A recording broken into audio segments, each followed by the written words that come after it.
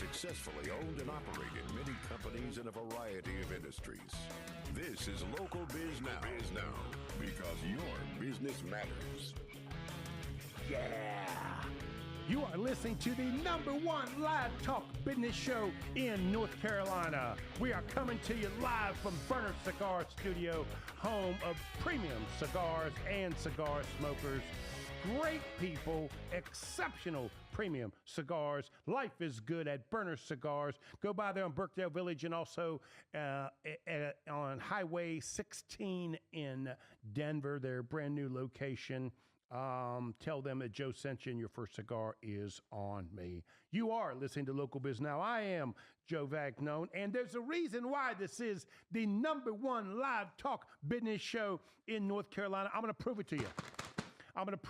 We've been doing this show 11 years strong. I did say 11 years strong. We have over 903 interviews of small business people and community leaders over the years. We have over 716 videos on our YouTube channel.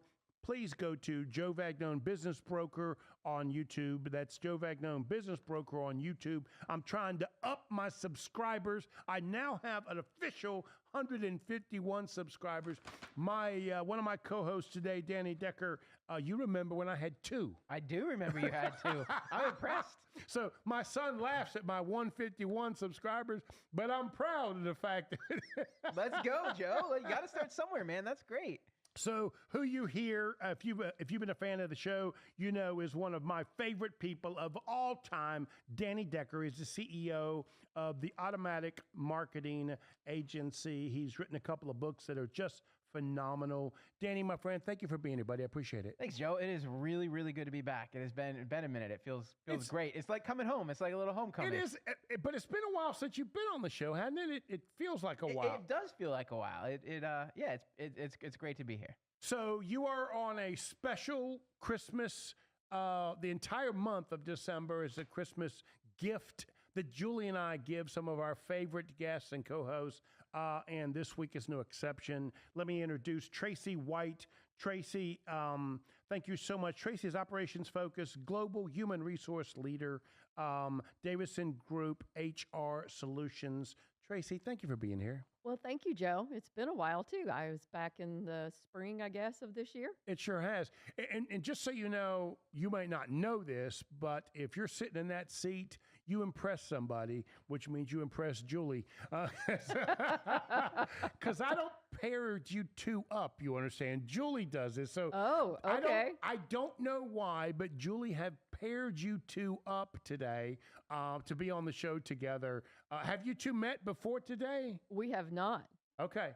Yeah, one of the great things about being on the show, always get to meet some fantastic co-hosts and guests. It's great. And Danny, as you know, that's what this show's all about. It is nothing more than me networking with people that I don't know, and also want to introduce people to things and information that they may not know themselves. So both of you, thank you so much for being here.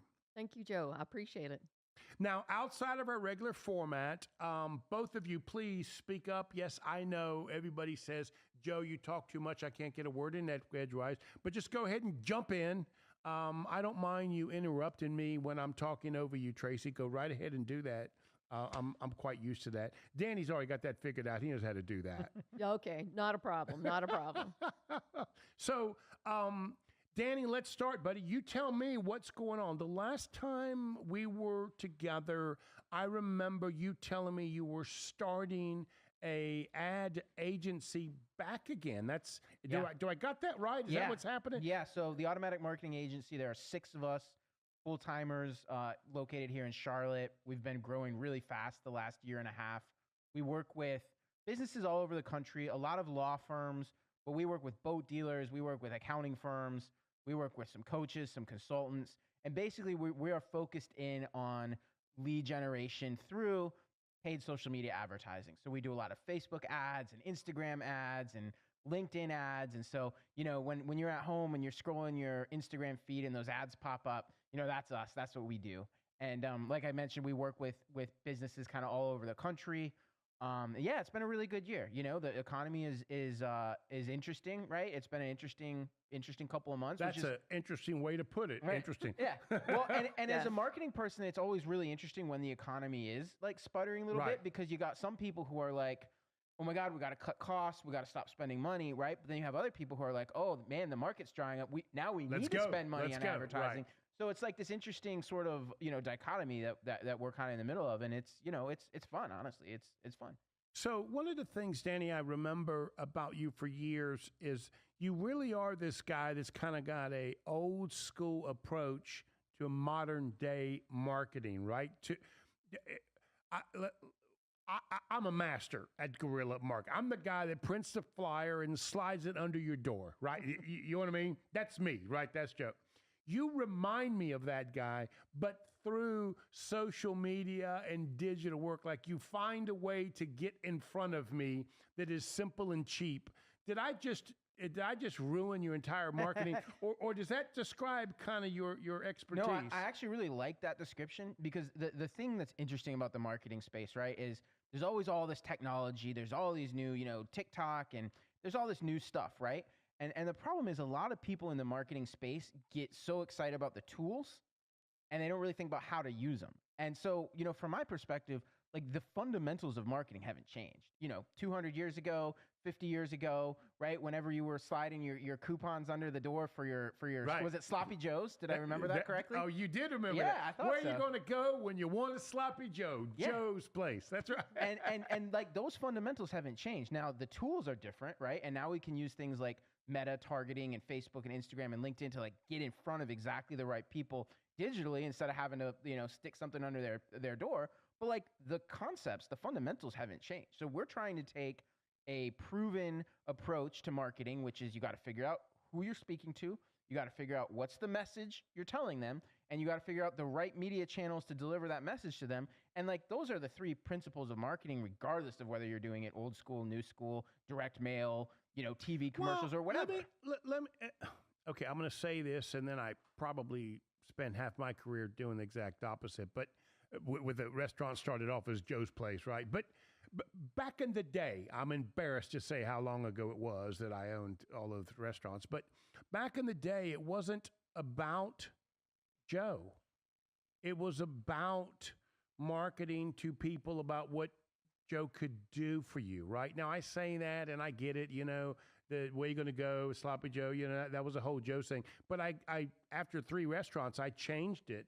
I didn't want it to be just Joe, because you walk in, I don't want them to say, where is Joe, right? You see what I'm saying? So we come back, I want to talk about that, because this personal branding is where I'm headed, seems to be different. Let's talk about that when we come back. That was great. You are listening to Local Biz Now. I am Joe Vagnone. Can you say it, Danny? Say it, say it, say it. Your Business matters. How could you forget that? I thought it was Friday morning, and I was confused. We'll be right back. That's funny. I thought you were going to cue me up if it's Monday afternoon.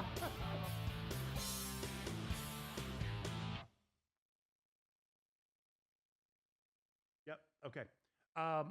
Was that on the air too? They heard that? Perfect. Or they will. Okay. Perfect. Good. I'm glad. So I was sloppy about asking my question, but you get what I'm saying. Nowadays, they do want this personal brand to communicate the message. Okay. So we get back. I want to be able to ask that question, right? Yeah. But it's funny. As I was asking it, half my life I was the messenger, right? I learned from George Cushell with Showmars, and he was the guy standing up front. But he really wasn't promoting himself. He really was promoting Showmars. But when you heard his voice, because he had a distinct accent, you just knew it was Showmars. You know? So I want to say that that's changed. Maybe it hasn't. Maybe so. We'll talk about it when we get back. Well, sounds good. And now, anytime you say Sloppy Joe, it's going to come up on your phone anyway, just because you said it. Well, nowadays, you understand, all my restaurants were inside office buildings, so it was real easy. I knew where my client was, and I knew that in an hour and a half they were walking in, and in less than 2 hours of being in the office, they were already talking about where we're going to eat. So I knew that flyer had to be under the door by 7:30, right? There you go. I love it, man. I love it.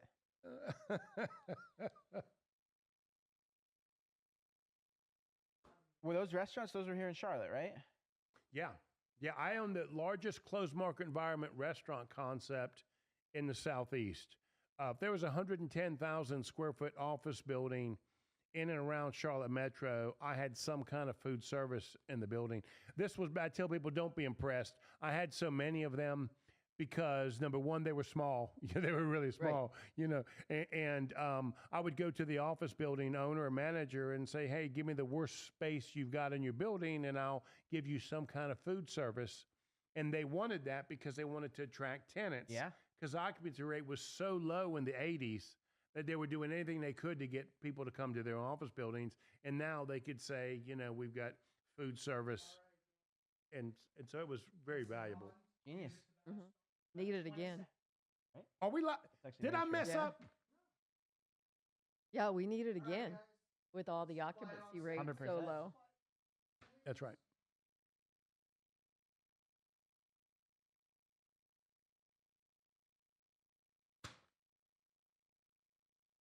Go to worst board operator ever. Yeah. You are listening to the #1 live talk business show in North Carolina. I am Joe Vagnone, and I'm here with Danny Decker, the CEO, Master Marketing Man, Automatic Marketing Agency. I'm here with Tracy White.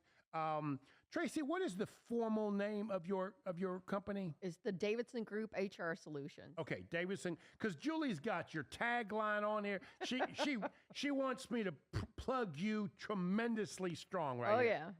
Operations focused, global human resource leader. That's what Correct. she's got. Okay. Yep. I do all kinds of HR, whether it's domestic or even global type of issues that might come up. So. Okay, got it. I want to make sure I got that right and didn't. Julie got it all right for Julie you. got it right. Okay. We definitely don't want to make fun of Julie on the air because Nope. I feel it afterwards. I'm sure you do. She's got to keep you in line, Joe. That's right. So, Danny, I very sloppily tried to ask you a question. We were live and to talk about personal branding, because from my perspective, right, I don't know when it happened. I became the old school business guy. I somewhere along the line, I was describing this small business that I owned. I was like this young, successful business guy. So, somewhere along the line, they dropped the young, you know what I mean? And then a little bit further along, they dropped the successful, Danny. So, I don't know what happened. I'm out of date and old school. But it seems to me that your personality, your interests seem to matter to your clients more than they ever did before in marketing. Am I just reading that wrong? No, I think you're right. And there's a lot to this conversation, though. I think the first thing I'll say is, digital marketing is so social based these days. Like it's mostly video based. And so that like lends itself to personality, right? Like somebody who is a good communicator, can do well on video, knows how to use social media, is just gonna be more effective, right? So that's kind of number one. But then number two is I really think it matters the type of business that you're in, right? If you are in the consulting space, right, where your client is hiring you, like then your personal brand is everything because they're really hiring you, right? And I've sort of done both. So I've had a little of both. On the other end of the spectrum, like with my agency, I don't work personally with every single client, right? I do have involvement, but like my team manages a lot of the campaigns. So in that way, I'm not trying to make the message there, come work with Danny, right? Because I have a team, right? And so yes, I do some VIP one-on-one level consulting, and I'll market myself for that. But so I think that's what it comes down to, right? Because we work with a lot of law firms, right? And for some of them, like you are hiring a very specific lawyer who has very specific expertise, and so the marketing's got to be all about him. But others, it's more about the team and the firm, and so you're not trying to make one person the star. Well, it's interesting that you say that. And matter of fact, I might have got this from you, right?